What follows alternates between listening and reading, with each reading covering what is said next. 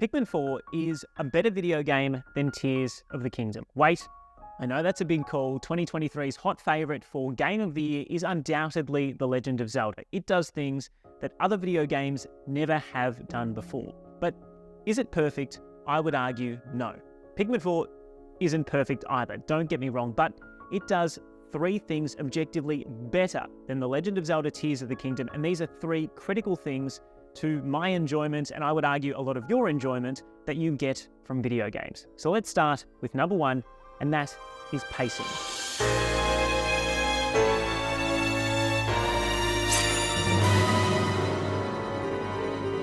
I don't know if I played The Legend of Zelda Tears of the Kingdom incorrectly, but I found the first 50 hours or so to be awe-inspiring as I was exploring this new and modified world, coming across tougher and tougher enemies, finding new materials that I could fuse into tougher weapons that took down even stronger enemies that I could then take into dungeons and shrines and feel like I was the legend that Hyrule deserved. But after those first 50 or so hours, once I had beaten those first 5 main dungeons, it really felt to me like the game ran out of steam.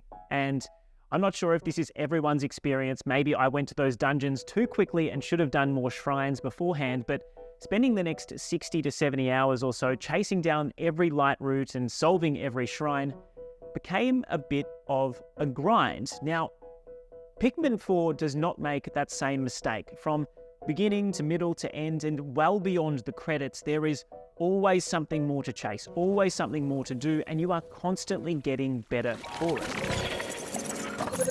Everything you do feels necessary, everything you do is rewarded, and that is absolutely imperative to making players want to complete the game. Pikmin 4 makes you feel like you have to explore every nook and cranny. It wants you to find every treasure, it wants you to buy every upgrade, and it wants you to walk away with a 100% completion on this game.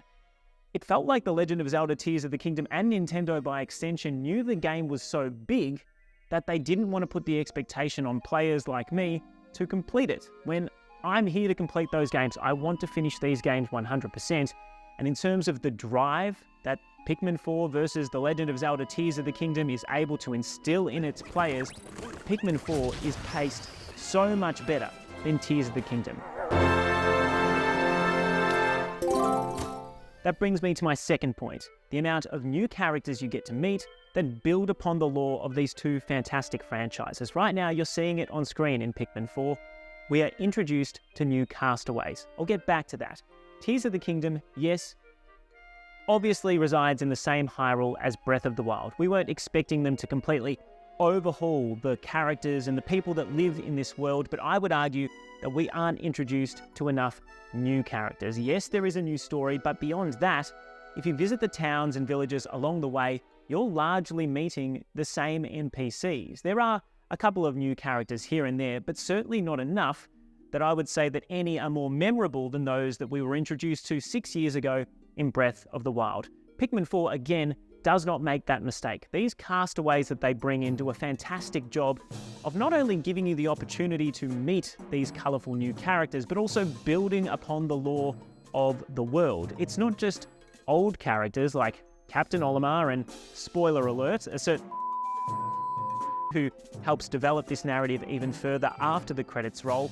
It's just brand new side characters like a TV crew who are visiting this planet because they think it would make a great place to make a documentary. All of these little things contribute to the lore of Pikmin, to expanding the series in a way that I don't really think Tears of the Kingdom achieved when it had a great opportunity. No survivors! And my final point has to do with the economies of these games. In Tears of the Kingdom, you collect rupees. Yes, you collect a lot of items as well, but obviously if you want to buy materials in store, you have to collect rupees. Now, if you go online at all, you will see that there are thousands of TikToks, thousands of Instagram Reels, thousands of YouTube videos dedicated to telling you as a player how you can manipulate this system to make money quickly. So you can buy things, to duplicate things like diamonds if you haven't upgraded the game to the latest software patch. All of that is totally fine. Gamers will always do that, but it does highlight a problem with that game, which is you do not earn enough money through side quests and main quests to buy the materials that you might want. You have to proactively seek them out through alternative means. And then rupees really only have that one use. Pikmin 4, again, has a much more layered system. The currency of this game is something called raw material. You can find this in the open world, you can get it for completing side missions, and it has two uses. You can either spend it to upgrade your character, or you can use it in the world to construct things like bridges and climbing walls so you can reach new areas. If you do too much of that, you won't be able to buy the items that you want to upgrade your character. And if you buy too many items, you won't be able to progress into new areas in the open world. And that choice is critical. It actually forces you as a player to make a selection, to make a decision and decide how you want to progress, what is most valuable to you.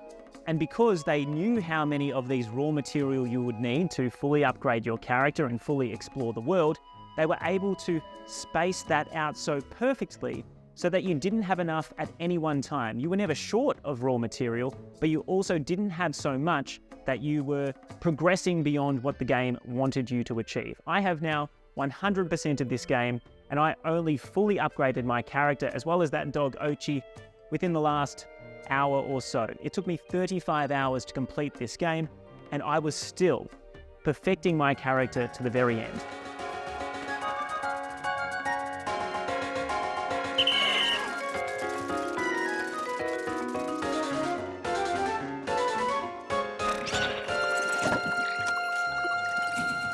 What do you think? That's my arguments, or at least my 3 arguments for why I believe that Pikmin 4 could be considered a better video game than The Legend of Zelda Tears of the Kingdom. No, I am not expecting what is largely considered to be a shoo-in for 2023's Game of the Year to be sidelined for this classic Nintendo series, but it is not a household name. Pikmin deserves more credit, and I think that you should give it a try if you haven't already. I do love this series. It's been too long between drinks, and I hope Nintendo realizes that if it sells, there is a reason to make more quickly. Anyway, they're my thoughts. What are yours? You can read my full review at 9news.com.au or over on questdaily.com.